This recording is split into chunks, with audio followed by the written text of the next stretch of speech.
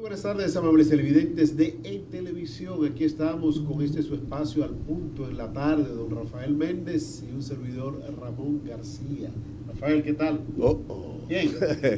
Al cañón siempre. Al cañón.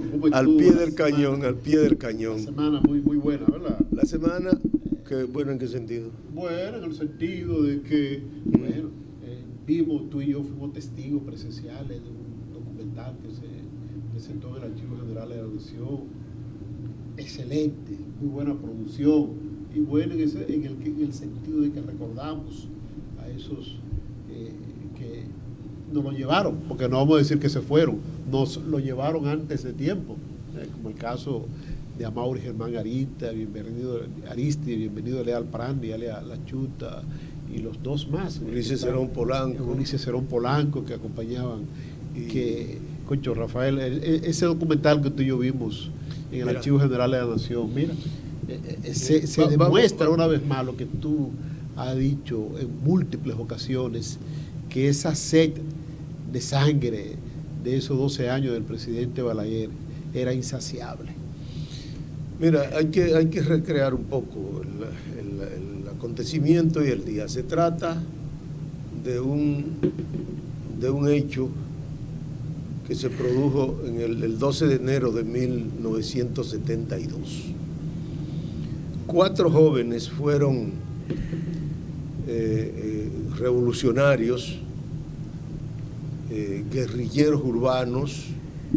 Digo esto porque cualquiera escucha, pero no dijeron que son guerrilleros, sí, eran combatientes de primera línea en contra de la dictadura de los 12 años de Joaquín Balaguer, la dictadura criminal que se dedicó a cazar los revolucionarios o todo el que volviera a disidente de ese gobierno tenía su vida en riesgo, sobre todo si provenía de las fuerzas progresistas y de izquierda, en ese tiempo comunista.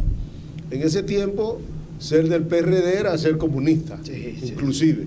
Hasta ahí se llegaba, porque llegaron a matar también muchísimas figuras importantes del Partido Revolucionario Dominicano en ese tiempo, sobre todo que estando al frente del PRD, el doctor José Francisco Peña Gómez, porque el profesor Juan Bosch se había ido a Benidorm un tiempo, del 64 al 71, por ahí, del 66, mejor dicho, después de las elecciones del 71, Juan Bosch marchó a Benidorm, España, donde se dedicó un buen tiempo a escribir.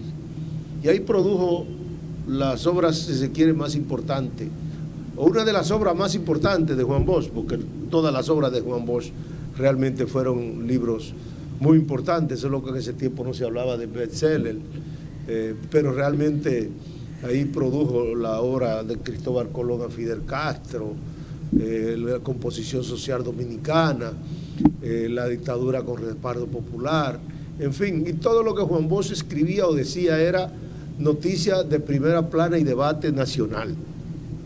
Esos 12 muchachos se le había acusado de asaltarlo el banco, el Royal Bank de la República Dominicana, y por lo tanto era decreto de muerte, su muerte estaba decretada.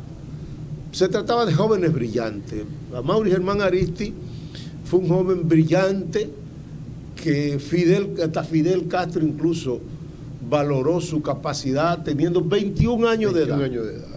Fue vicepresidente de la Internacional de la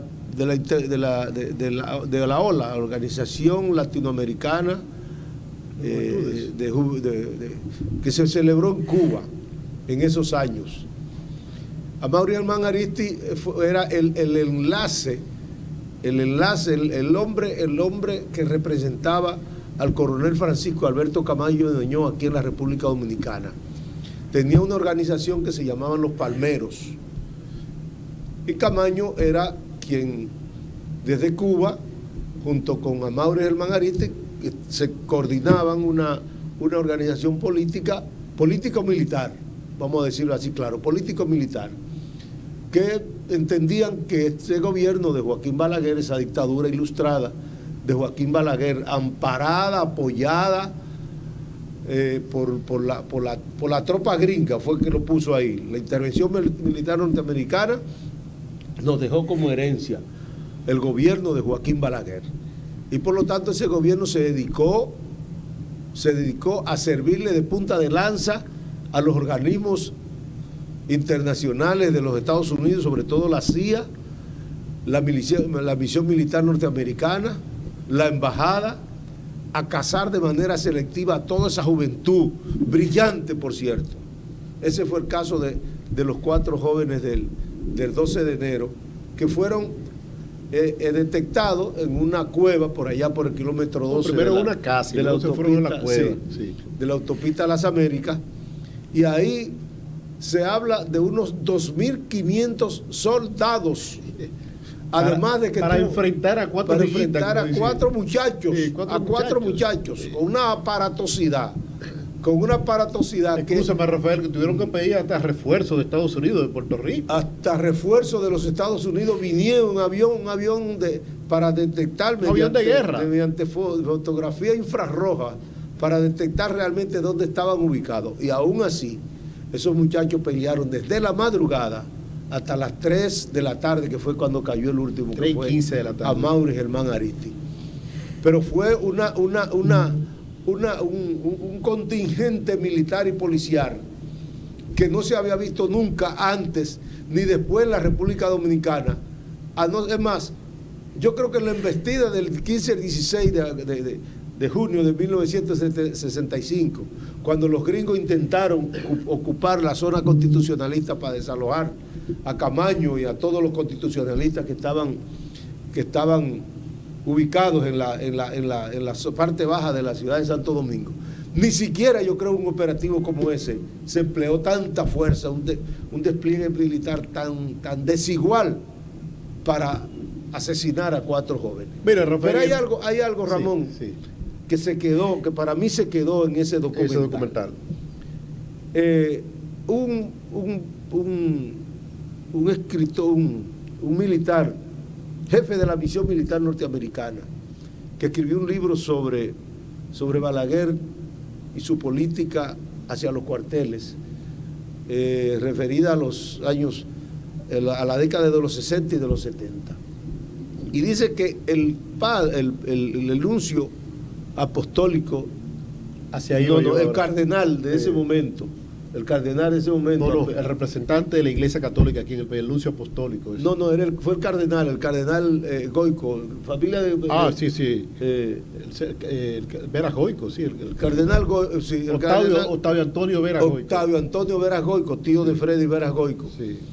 Medió para ver... Trató de mediar, pero no lo escucharon. Trató de mediar, sí, para salvarle la vida a esos jóvenes. Balaguer fue informado de que había esas gestiones, pero dice ese militar norteamericano que escribió ese libro sobre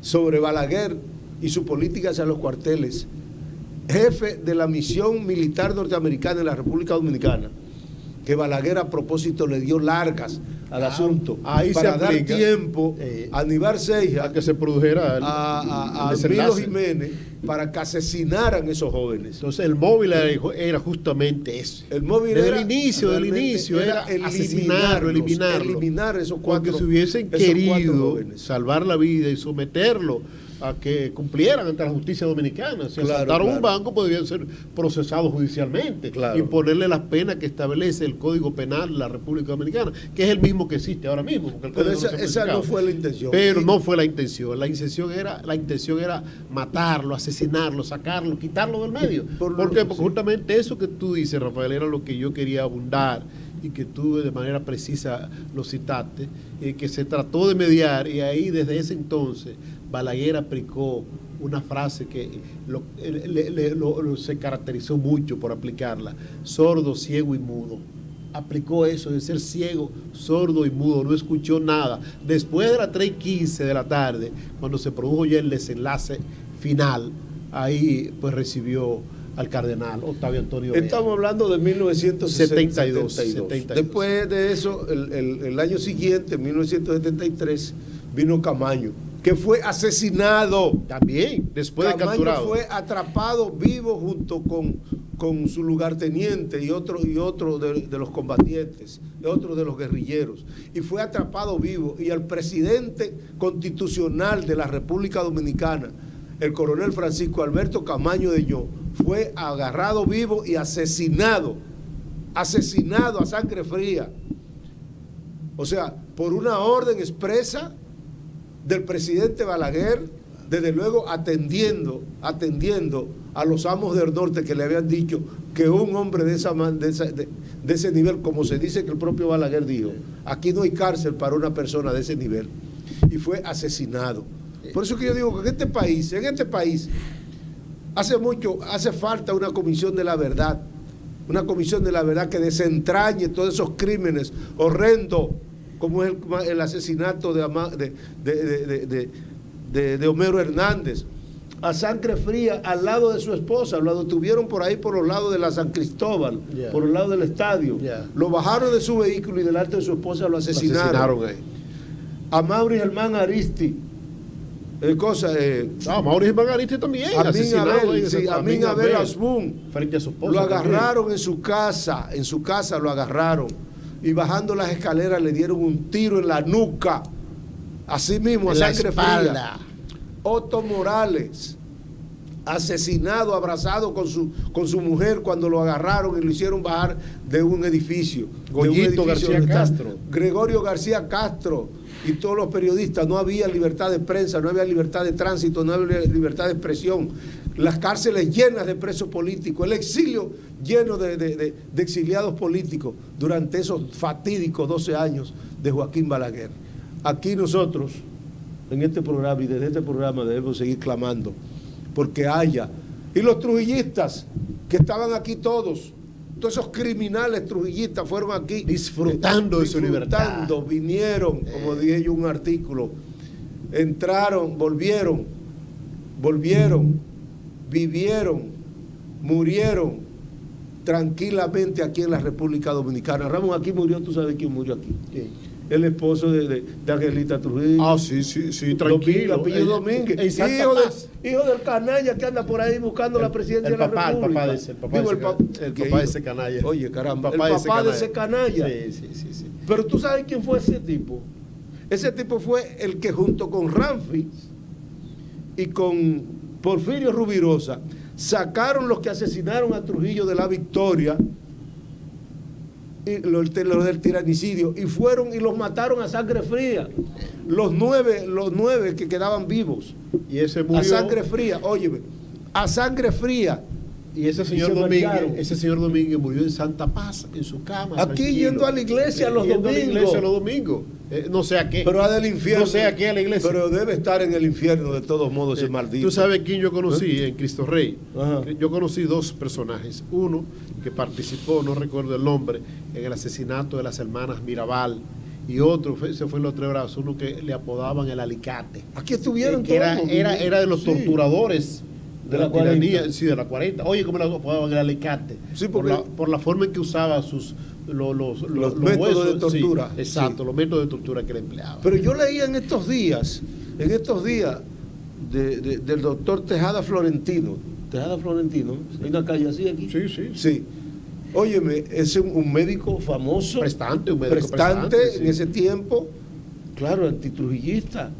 Lo agarraron, lo desaparecieron. Y él le dijo a sus torturadores en la 40, señores, yo tengo algunas dolencias que no puedo recibir cierto tipo de tortura. Si me sienten en la silla eléctrica me voy a morir en el acto. Como ni visto, lo sentaron en la silla eléctrica y murió ahí mismo. Yeah. Ellos no pretendían matarlo, sino torturarlo. Murió ahí mismo.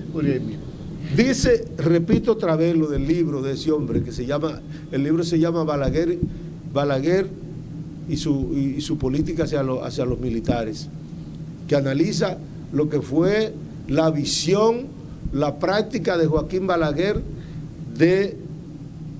hacia los cuarteles durante la década de los 60 y de los 70, escrito por una autoridad, por una persona que tuvo suficiente autoridad porque fue nada más y nada menos que el jefe de la misión militar norteamericana en la República Dominicana. Ya. Óyeme, dice él que Joaquín Balaguer se empeñó en demostrar ser un alumno fiel de Rafael Leónidas Trujillo Molina, del tirano, no, le llamaban, al que le sirvió durante el 30 años. Oye, le llamaban el Trujillo moderno. Bueno, por eso mucha gente dice, no se sabe si Balaguer es el líder de Trujillo, Trujillo es el líder de Balaguer. El asunto que Balaguer era un alter ego del imperio y